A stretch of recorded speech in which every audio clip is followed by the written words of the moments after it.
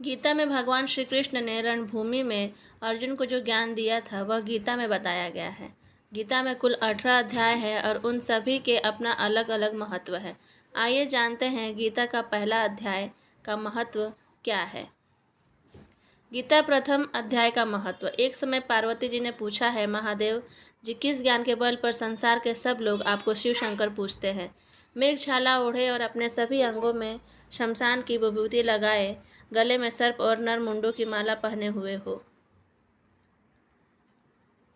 इनमें तो कोई भी पवित्र नहीं, फिर आप किस ज्ञान से पवित्र माने जाते हैं? तब महादेव ने उत्तर दिया है कि प्रिय सुनो, मैं गीता ज्ञान को अपने हृदय में धारण करने से पवित्र माना जाता हूँ। इस ज्ञान से मुझे बाहर के कर्म नहीं व्यापते। तब पार्वती जी ने कहा कि हे भगवान, जिस गीता ज्ञान की आप ऐसी स्तुति करते हैं उसके श्रवण करने से कोई कृतार्थ भी हुआ है?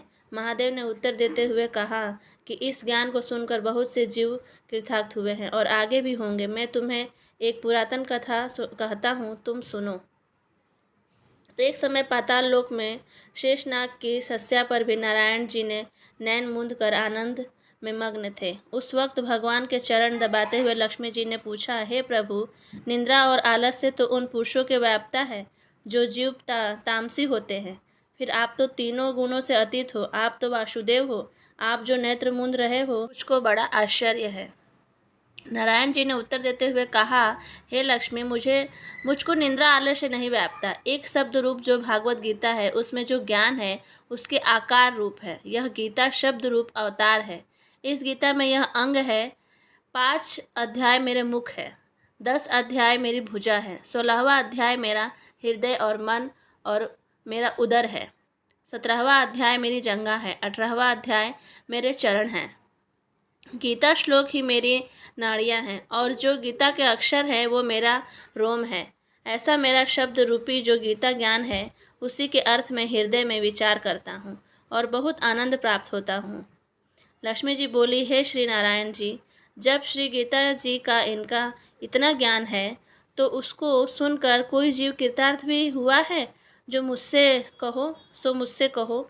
तब श्री नारायण ने कहा, हे लक्ष्मी, गीता ज्ञान को सुनकर बहुत से जीव कृतार्थ हुए हैं। एक व्यक्ति था जो चंडालों के कर्म करता था और तेल नमक और व्यापार करता था। उसके एक बकरी पाली। एक दिन वह बकरी चराने के लिए वन में गया और वृक्ष से पत्ते तोड़ने लगा। वहाँ उसे एक सांप से डस लिया जिससे वह तुरंत मर गया। मरने के बाद उसने बहुत से नरक भोगे और फिर उसका जन्म बैल के रूप में हुआ। उस बैल को एक भिक्षुक ने मोल लिया। वह भिक्षुक उस पर चढ़कर सारे दिन मांगता फिरे। जो कुछ भिक्षा मांगकर लाता वह उसे अपने परिवार के साथ मिलकर खाता और वो बैल सारी रात द्वार पर खड़ा रहता। उसके खाने पीने का भी कोई ख्याल नहीं करता और सुबह होते ही फिर से बैल पर चढ़कर मांगने निकल जाता। जब वह बहुत दिन हो गए तो वह बैल भूख से गिर गया, लेकिन उसके प्राण नहीं निकले। नगर के लोगों ने देखा और उस बैल को कोई तीर्थ का फल दे तो कोई व्रत का फल दे, तब भी उस बैल के प्राण नहीं छूटे। एक दिन गणिका आई। उसने लोगों से पूछा, यह कैसी भीड़ है? तो उन्होंने कहा कि इसके प्राण नहीं निकलते, अनेक पुण्यों का फल दे रहे हैं तो भी इसकी मुक्ति नहीं होती।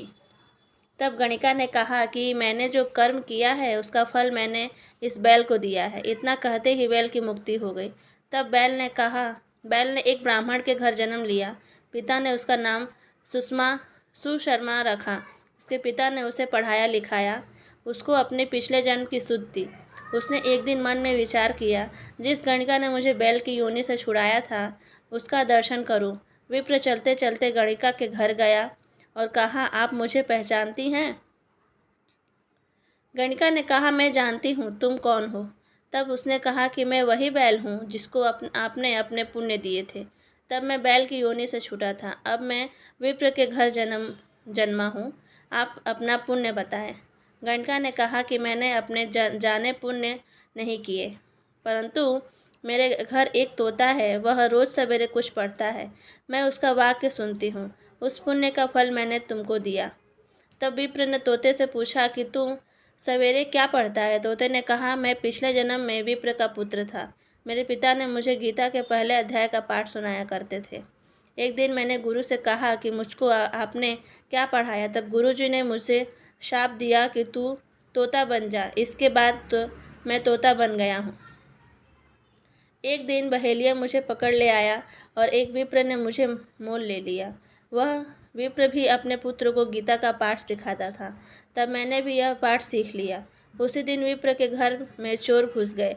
उन्हें धन तो प्राप्त नहीं हुआ, लेकिन वह मेरा पिंजरा उठा ले आए। उनकी यह गणिका मित्र थी। वह मुझे उसके पास ले आए। सो मैं नित्य प्रातः गीता जी के पहले अध्याय का पाठ करता हूँ, जिससे यह गणिका सुनती है।